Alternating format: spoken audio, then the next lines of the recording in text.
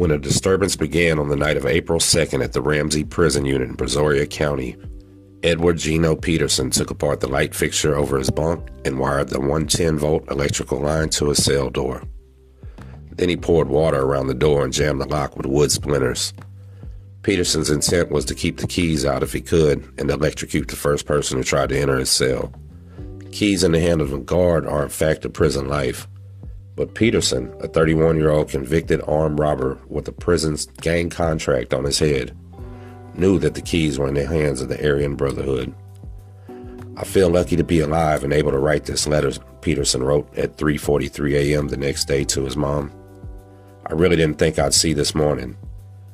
As he wrote those words, things were quieter in the maximum security cell block at Ramsey, where about a dozen inmates, some members of the Aryan Brotherhood, and some members of the Texas Syndicate, were surrounding his cell. Peterson had plenty of reason to fear for his life. He's a former Aryan brother, a defector from a group whose motto is kill to get in, die to get out. Relatively small, but disproportionately deadly, prison gangs such as the Aryan Brotherhood of Texas and Texas Syndicate are believed to be responsible for much of the inmate violence gripping the Texas Department of Corrections.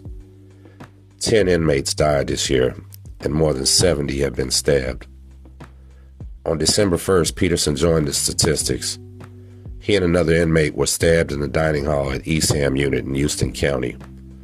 An official report said the stabbing was a gang-ordered hit.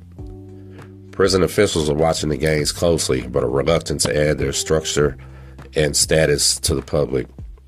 They offer no estimate of membership, but the TDC Classification Office has begun maintaining centralized files on the gangs. Most gang members and ex-members refuse to discuss their membership because of the code of silence or fear of retribution. One inmate with the Texas Syndicate's inches-high TS tattoo insists they are the initials of an old girlfriend. Prison officials believe that inmates who had done time in California brought the gangs with them to Texas a few years ago. The organizations began to grow after federal court reforms outlawed Texas's old system of building tenders. When the cruel and often violent tenders relaxed their grip and were not replaced with bona fide corrections officers, inmates began banding together for protection for each other. Even in some units with little gang activity, inmates say they still have to organize shifts so half of them eat or sleep while the others stand watch over their possessions and keep safety. In other units, gangs have their own hierarchies with generals, chairmen, and other leaders in charge. The Texas Syndicate, populated mainly by Hispanics, are considered the most violent, and the Aryan Brotherhood is right along with them, dominated by the whites. There are other gangs named the Mandingo Warriors, the Mexican Mafia, and the Family for Self-Defense, a mostly black group. Some gangs officials and inmates believe have the power to order hits on the street and expect former inmates to continue to visit, smuggle contraband, and pass along messages from unit to unit even after they're free. The prison system's strategy against gangs has been to move and isolate both leaders and defectors. Lusing, who has nothing but contempt for gangs, says they put more contracts on their own members than anyone else. They kill each other. This is what's so sane. They're supposed to be there to protect and help each other, but instead they kill each other, she said. Lucy said her son joined the Aryan Brotherhood last year and that he even sent home a brochure on the group portraying it as a Christian religious group. But after he joined, the pressure started. They started the white supremacist, racist Nazism stuff. They told him the motto, you kill to get in, you die to get out.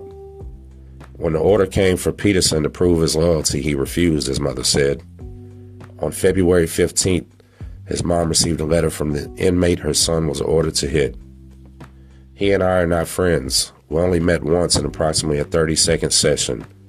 During the 30 seconds, I was baffled to learn that the members of the Aryan Brotherhood was trying to have me killed.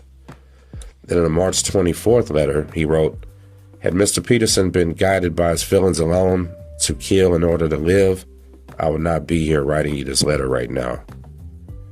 His mom says her son's paranoia began to grow after his stabbing and after his failure to obey the gang's hits. When several known gang members were moved into cells on his wing, Peterson began to believe that prison staffs were deliberately exposing him to danger. The net's starting to close in on us, he wrote in a letter February 28.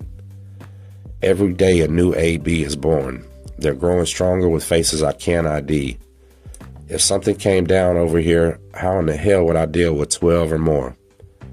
In a letter on March 15th, he wrote, I don't even have a thing to protect myself with but hands and feet. It's hard to fight 2 or 3 with a knife each, or even harder to fight gas and a fire if they light it up. Not being able to confront the danger or avoid it makes it even worse. I'm just like an animal in its cage waiting to be slaughtered. Since her efforts to have her son moved to federal custody began, Lucy has been corresponding with several inmates, all former gang members under threat of death.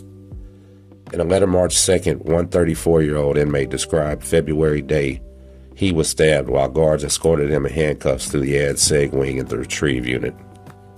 They're cowards because of the way they hurt and killed people, the inmate wrote. I got a lung pierced and I'll never forget the pain and hopelessness of being in a position where I couldn't defend myself. His mom, Lucy, has hired a lawyer and has taken legal steps to have her son transferred outside TDC. She believes the prison officials' strategy of moving gang leaders and defectors from unit to unit does no good because it just spreads the gang. It's a war in there. It's a battle zone far worse than anyone can comprehend. Because they're in there doesn't mean they should have to live under these circumstances. The Texas Department of Corrections can't help protect anybody, and they know it.